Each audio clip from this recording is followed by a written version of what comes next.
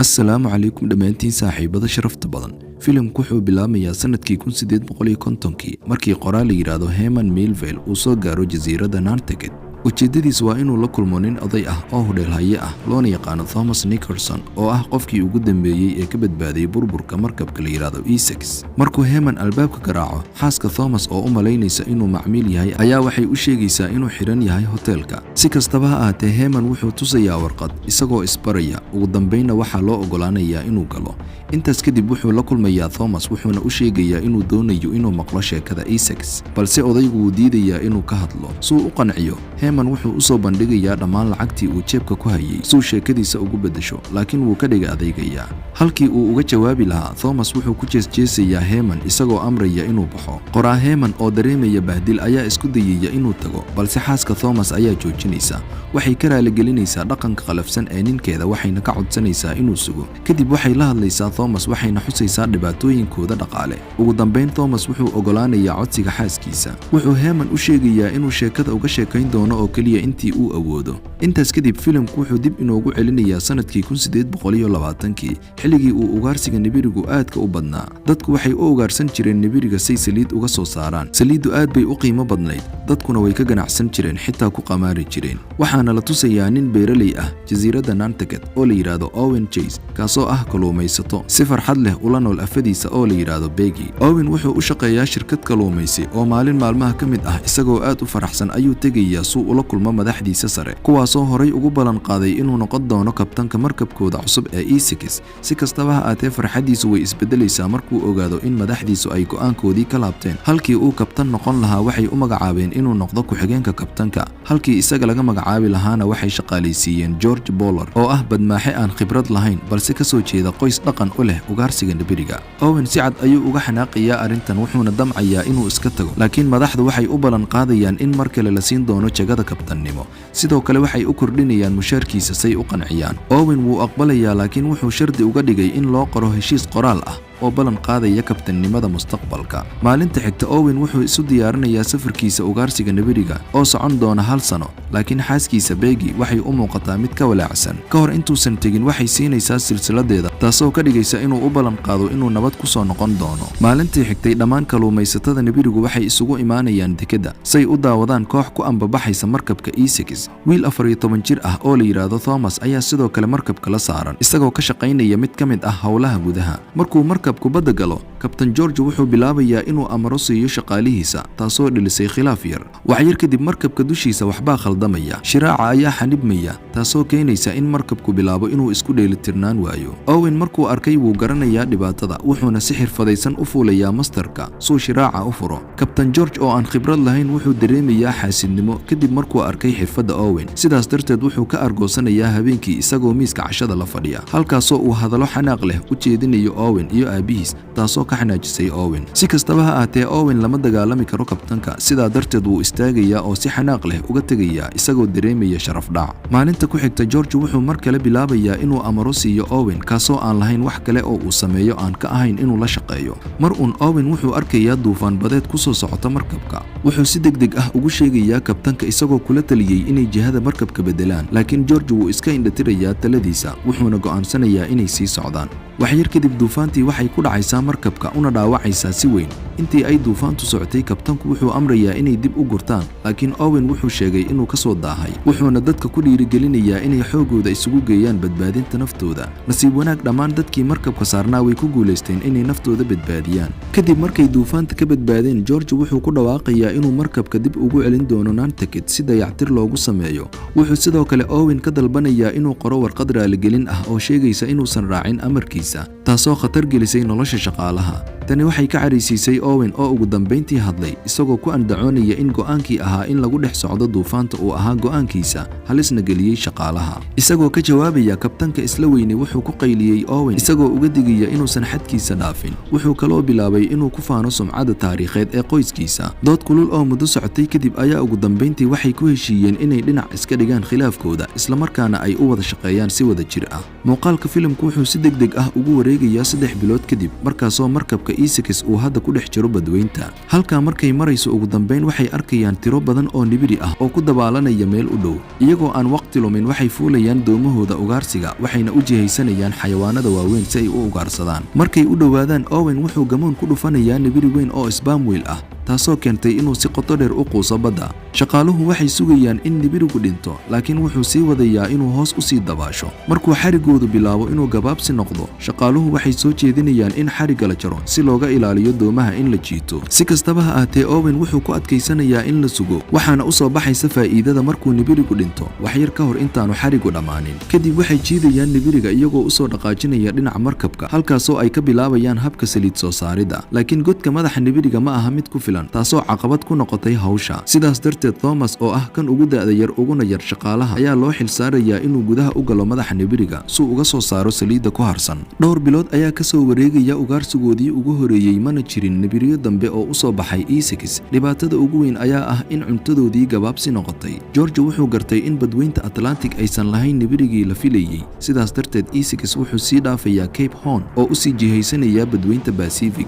iyagoo rajaynaya inay nasiib u helaan nibiri kale. Kadib safar dheer waxay gaarayaan magaalada Atacames ee Ecuador, halkaasoo ay kula kulmayaan kabtan Spanish ah. Kabtanku wuxuu u sheegay in kooxdiisu ay heleen goob hodan ku ah nibiriga oo 200 oo mayl galbeed kaga beegan, laakiin sidoo kale wuxuu u sheegay in nibiri cad oo aad u weyn uu markabkiisii burburiyey, isla markaana uu dilay 6 ka mid ah shaqaalihiisa. Si kastaba ha ahaatee, George iyo Owen way iska diidayaan sheekadiisa, iyagoo u arkaya marin habaabin ama khuraafaad, waxayna sii wadanayaan safarkooda iyagoo u jihaystay galbeed. Waxaa laga joogaa 14 bilood markay ugu dambeyn gaaraan goobta loo yaqaan offshore grounds, taasoo ku taala bartamaha badda. Siduu kabtankii Isbaanishku sheegay, shaqaalihii E6 waxay arkayaan koox nibiriyo ah oo faro badan. Dhammaantood aad bay ugu farxayaan, waxayna filayaan inay saliid ku filan ka soo saari doonaan oo ay dib ugu laaban doonaan guryahooda. Waxay si dhaqso leh ugu boodayaan doomahooda ugaarsiga, waxayna u jihaysanayaan nibiriga. Laakiin intay isku diyaarinayaan ugaarsiga, nibiri sperm whale ah oo weyn leh harag cad oo nabaro badan leh ayaa weerar ku qaadaya doontii Owen isagoo rogaya.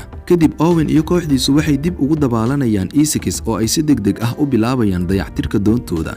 Intii ay arrintaasi socotay, nibirigii caddaa wuxuu si lama filaan ah u weerarayaa markabka E6, taasoo keentay inay biyo ka soo galaan salka hoose. Arrintani waxay shaqaalaha u horseedaysaa cabsi iyo argagax. Si kastaba ha ahaatee, Owen wuxuu weli ku adkaysanayaa inuu ugaarsado nibirigan cad. Sidaas darteed, wuxuu labanlaabay gamuunkiisa oo uu ku tuuray. Gamuunku wuxuu si toos ah ugu dhacay bartilmaameedka, wuxuuna nibirigii bilaabay inuu hoos u dabaasho. Wax yar kadib, xariggii gamuunku wuu dhammaanayaa, wuxuuna sababayaa in markabkii E6 uu bilaabo inuu burburo. Natiijo ahaan, gamuunkii jirka nibiriga ku jiray wuu soo baxayaa, taasoo dib xorriyad ugu celisay nibiriga. Hadda, iyadoo markabkii E6 uu si degdeg ah u degayo, shaqaaluhu waxay go'aansanayaan inay ka tagaan. Iyagoo si dhaqso leh u urursanaya inta cunto ee ay heli karaan, ayay fuulayaan 3 ka mid ah doomahoodii. Isla markaas, saliiddii nibiriga ee ay horay u urursadeen ayaa dab qabsaday, taasoo sababtay in dhammaan markabku qarxo. Hadda, shaqaaluhu waa inay safraan 100 mayl iyagoo wata sahay aad u kooban. Maalintii xigtay waxay xisaabinayaan khariidada badaha, waxayna bilaabayaan safarkoodii adkaa. Dhowr maalmood kadib, mar kale duufaan xooggan ayaa ku dhufanaysa. Duufaantu aad bay u xoog badan tahay, waxaana dhaawac halis ah gaaraya mid ka mid ah shaqaalaha, Matthew,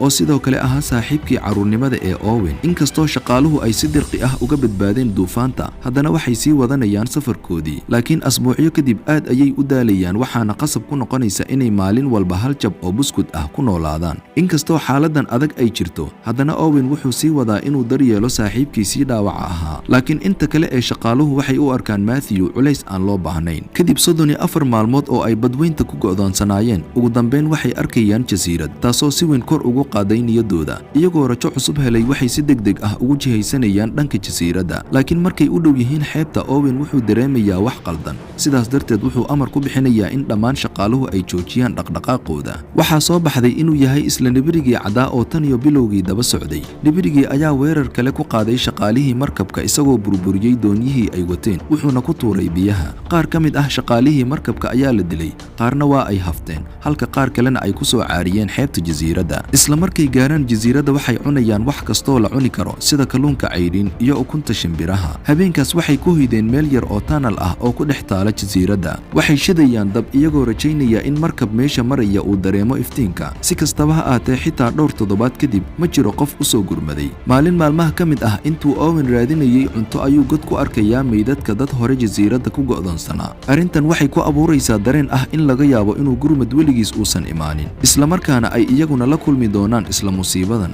Owen wuxuu ku dhiirigelinayaa shaqaalihiisa inay baxaan, sababtoo ah waxay halis ugu jiraan inay halkan ku dhintaan iyagoo sugaya markab kale oo soo mara. Sidaas darteed waxay bilaabayaan dayactirka doontoodii burburtay say uga baxaan jasiiradda. Maalinta bixitaanka qof walba wuxuu go'aansanayaa inuu baxo marka laga reebo 4 nin oo uu ku jiro Matthew oo dhaawacan, kaasoo quustay. Inkastoo fursadda badbaado ay aad u yar tahay, haddana Owen wuxuu ballan qaadayaa inuu gurmad u soo diri doono markuu gurigiisa gaaro. Intaa kadib isaga iyo shaqaalihii intiisa kale waxay ku dhoofeen doonyihii ay wateen. Maalintii 48aad ee go'doonkooda mid ka mid ah shaqaalihii ayaa wuxuu u dhimanayaa gaajo isagoo saaran doonta. Qaar ka mid ah shaqaalaha waxay go'aansanayaan inay meydka duuduubaan oo ay badda ku tuuraan, laakiin Owen wuu soo fargelinayaa. Wuxuu u sheegayaa inaysan tuurin wax kastoo suuragal ka dhigi kara inay sii noolaadaan. Arrintan waxay la yaab ku noqonaysaa shaqaalihii, laakiin ugu dambeyn waxay go'aansadeen inay cunaan meydka say ugu noolaadaan. Muuqaalkan murugada badan wuxuu keenayaa in Thomas oo da'yar uu ilmeeyo. Waqtigan xaadirka ah Thomas oo gaboobay wuxuu dareemayaa aad u weyn maadaama uu ku kacay falkaas, wuxuuna joojinayaa sheekadiisa. Heyman oo aad uga naxay sheekada ayaa wuxuu weydiinayaa Thomas inuu qof kale la wadaagay sheekadan iyo in kale. Thomas wuxuu qiranayaa inuusan xitaa u sheegin xaaskiisa isagoo ka baqaya inaysan jeclaan doonin wixii uu sameeyay darteed. Isla markiiba xaaskiisa oo si dhow maaleysi ah u dhageysanaysay sheekada ayaa soo gelaysa, waxayna u xaqiijinaysaa inay weli jeceshahay. Arrintan waxay dhiirigelinaysaa Thomas suu sheekadiisa u dhammeeyo. Mar kale iyo sheekada, shaqaalihii Essex waxay go'doonsanaayeen 71 maalmood. Doomahoodii oo 3 ahaana hadda waxaa kala fogeeyay mawjadaha iyo dabaylaha, waxaana nasiib daro ah in mid ka mid ah ay luntay. Xaaladda ayaa aad uga sii dartay ilaa ay ragga saaran doontii George ay xitaa qorituur sameeyaan say u go'aamiyaan qofka xiga ee la gowrici lahaa suu cunto ugu noqdo. Maalin maalmaha ka mid ah nibirigii caddaa ayaa mar kale soo muuqanaya, wuxuuna Owen isu diyaarinayaa weerarkiisii ugu dambeeyey. Nibirigu wuxuu hal mar u soo baxayaa dusha sare, taasoo u ogolaanaysa Owen inuu si cad u arko gamuunkii uu horay ugu tuuray oo weli ku dhegan meel u dhow isha bidix ee nibiriga. Owen wuu hakanayaa wuxuuna si toos ah u eegayaa isha nibiriga, halka nibiriguna uu si la mid ah u eegayo Owen. Daqiiqado kadib Owen wuxuu hoos u dhigayaa gamuunkiisa, go'aansadayna inuusan dilin nibiriga. Kadib kulankoodaas, nibirigii caddaanka ahaa ee quruxda badnaa ayaa si nabad ah u dabaashay, dibna looma arag. dhowr maalmood kadib markab meesha marayay ayaa arkay doontii George waana la badbaadiyey. Dhanka kale doonta Owen ayaa sii socotay iyadoo aan haysan cunto iyo biyo. Shaqaalihii saarnaa waxay marayaan xaaladii ugu darnayd, laakiin nasiib wanaag doontooda waxay gaaraysaa mid ka mid ah jasiiradaha Chile, halkaasoo laga soo badbaadiyey oo loo qaaday jasiiradda Nantucket, halkaasoo ay ugu dambeyn la midoobayaan qoysaskoodii murugaysnaa. Ka hor intaysan guryahooda ku laaban, shaqaalihii la badbaadiyey waxaa u yeeraya milkiilayaasha maraakiibta Nantucket say ugala hadlaan dhacdada. Madaxdii shirkadda waxay dalbanayaan in George iyo Owen ay qariyaan xaqiiqada dhacday si aysan u dhaawicin sumcadda warshadda. Si kastaba ha ahaatee, Owen wuu diidayaa isagoo ku doodaya inaysan cadaalad ahayn in la iska indhatiro wixii shaqaaluhu ay la kulmeen. Kadib markuu arkay khiyaanadooda, Owen wuu iscasilayaa wuxuuna ka tegayaa goobta. Maalintaas Thomas wuxuu la kulmay Owen markii ugu dambeysay, wuxuuna Owen siinayaa qalin ka samaysan lafta nibiriga ka hor intaanu ka tegin. Maalintii xigtay ee maxkamadda, George oo dhiirgelin ka helay hadaladii Owen wuxuu runta u sheegayaa maxkamadda, taasoo ka caraysiisay madaxdii shirkadda. Waqtigan xaadirka ah, Thomas wuxuu sharxayaa in Owen oo ah nin balanta oofiya uu dhab ahaantii markab gurmad ah u diray ragga weli ku go'doonsan jasiiraddii hore. Nasiib daro, Matthew durbaba wuu geeriyooday, laakiin saddexdii kale waa la soo badbaadiyey. Thomas wuxuu sheekadiisa ku soo gabagabeynayaa isagoo xusay in Owen uu sii waday safaradiisa badaha, waxaana uu noqday kabtan ganacsade ah. George isna wuxuu mar kale isku dayay inuu dib u helo nibirigii caddaa suu u ugaarsado, laakiin wuu ku guuldaraystay. Markuu Heyman dhegaysto sheekada oo dhan, wuxuu uga mahadcelinayaa Thomas isagoo qiraya inuu ka bartay cashar cusub oo ah geesinimo. Muuqaalka ugu dambeeya, Heyman waxaa la arkayaa isagoo dhameeyey buuggiisa oo ciwaankiisu yahay Moby Dick, kaasoo noqday mid ka mid ah sheekooyinka ugu caansan waddanka Maraykanka. Muuqaalku halkan ayuu ku eg yahay. Fadlan taabo subscribe iyo like haddaad jeceshahay muuqaaladan oo kalena commentiga hoose noogu reeb. Kulanti dambe oo aad u xiiso badan. Mahadsanid.